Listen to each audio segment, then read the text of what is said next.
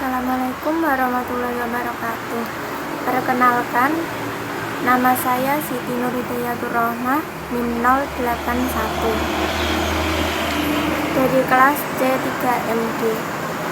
Di sini saya akan menjawab soal yang diberikan oleh Bu Rohanah MPDI selaku dosen mata kuliah Manajemen Dakwah.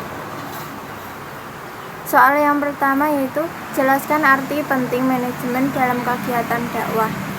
Sebelumnya kalian harus mengetahui apa itu manajemen dan apa itu dakwah.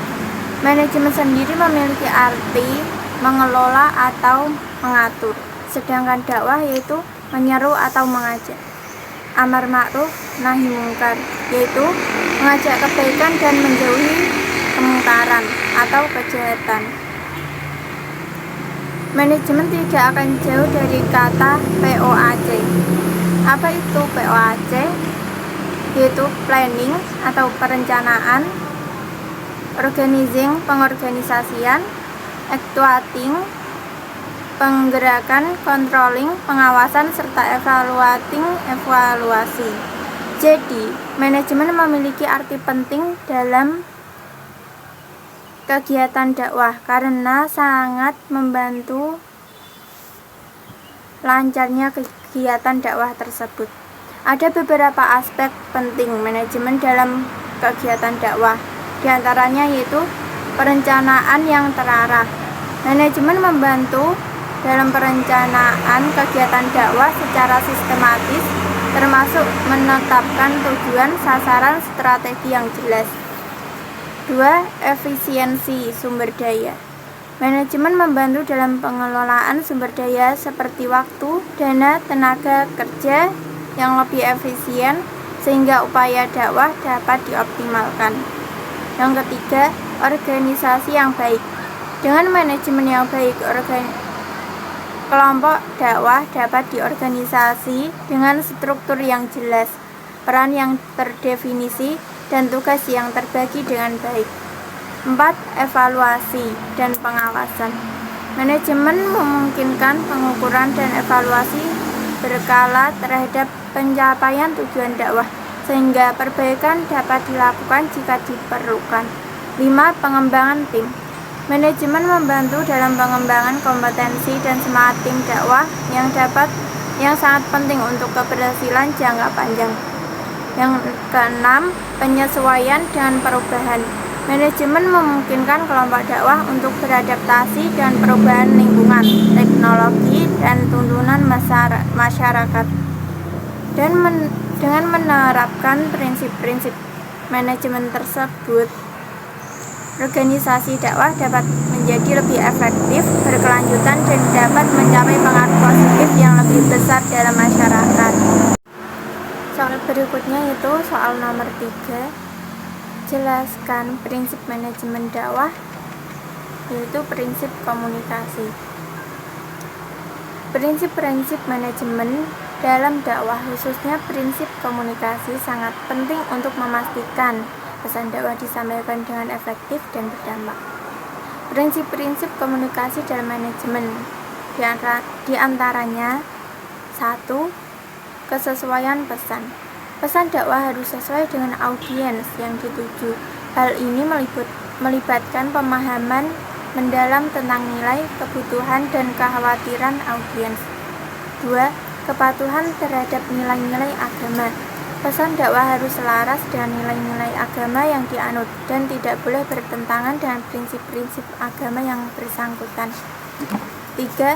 Keterbukaan dan dialog. Membangun dialog yang baik dengan audiens adalah kunci suksesnya sebuah dakwah. 4. Kredibilitas. Kredibilitas itu kekuatan untuk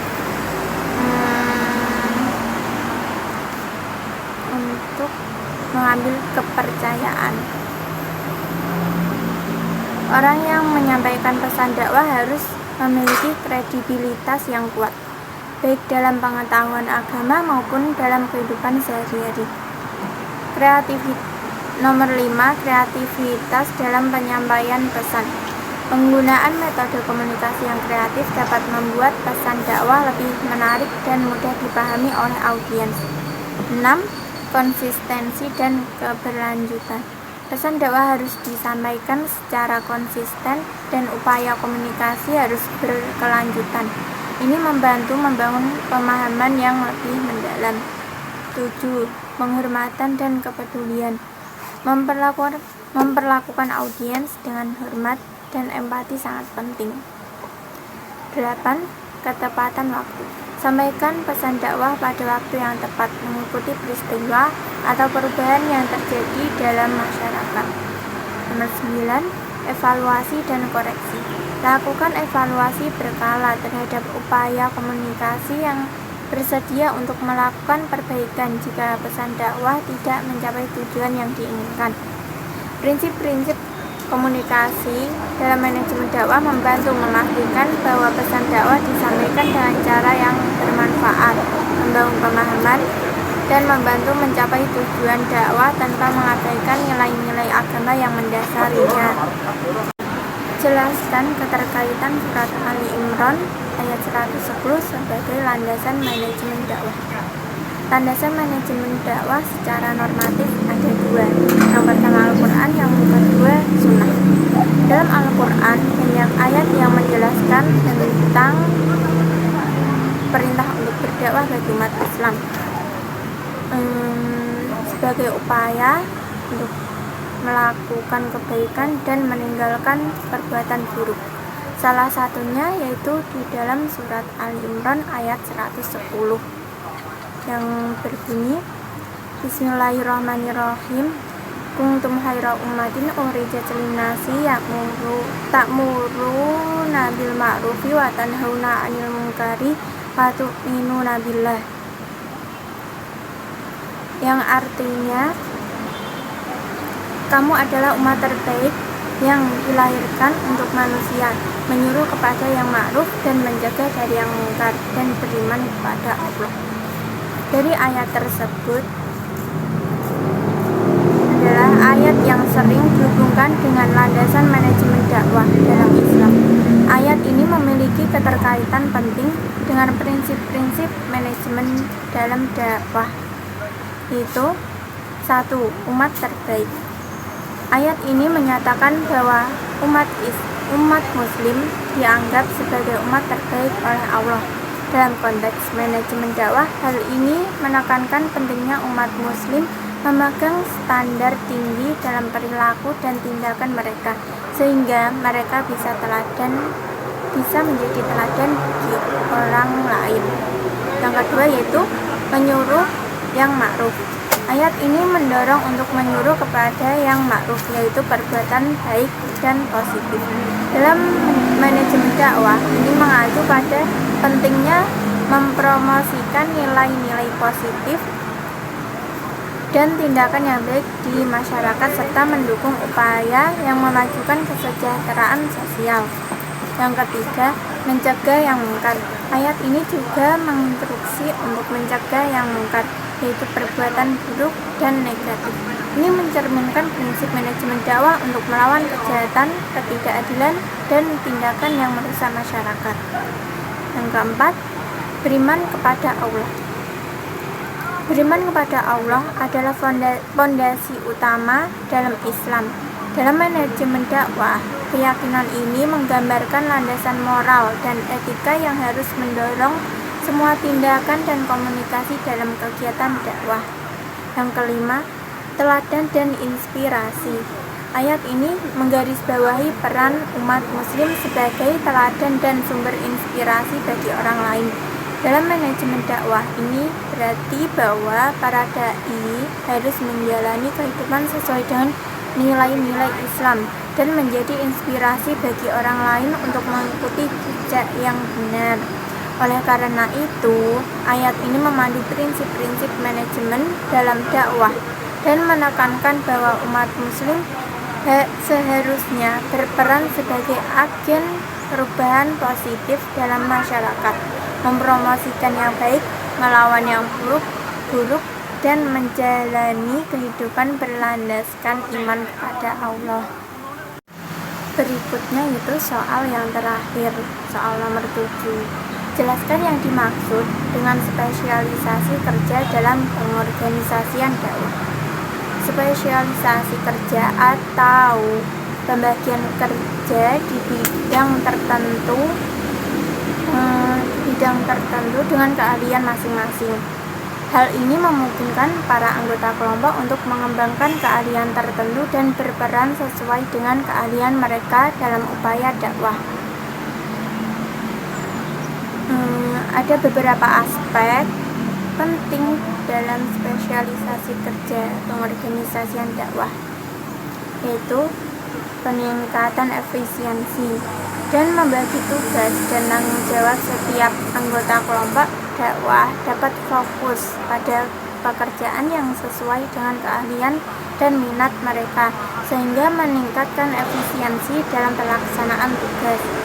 Yang kedua, pengembangan keahlian. Anggota kelompok dakwah memiliki kesempatan untuk mengembangkan keahlian spesifik yang relevan dengan tugas mereka, seperti komunikasi, manajemen acara, penulisan, atau pengorganisasian. Yang ketiga, kesesuaian dengan keahlian. Spesialisasi memastikan bahwa orang yang memiliki pengetahuan dan keterampilan tertentu bertanggung jawab atas tugas yang membutuhkan keahlian tersebut. Misalnya, seseorang yang mahir berbicara di depan umum dapat bertanggung jawab atas kegiatan ceramah, sementara orang yang pandai dalam desain grafis dapat mengurus materi promosi. Yang keempat, pendekatan holistik dan memungkinkan berbagai anggota kelompok untuk fokus pada area spesifik. Anggota dakwah dapat mengadopsi pendekatan yang lebih holistik, mengatasi berbagai aspek seperti penyampaian pesan, perencanaan acara, pemasaran, dan lain-lain. Nomor 5, perbedaan peran.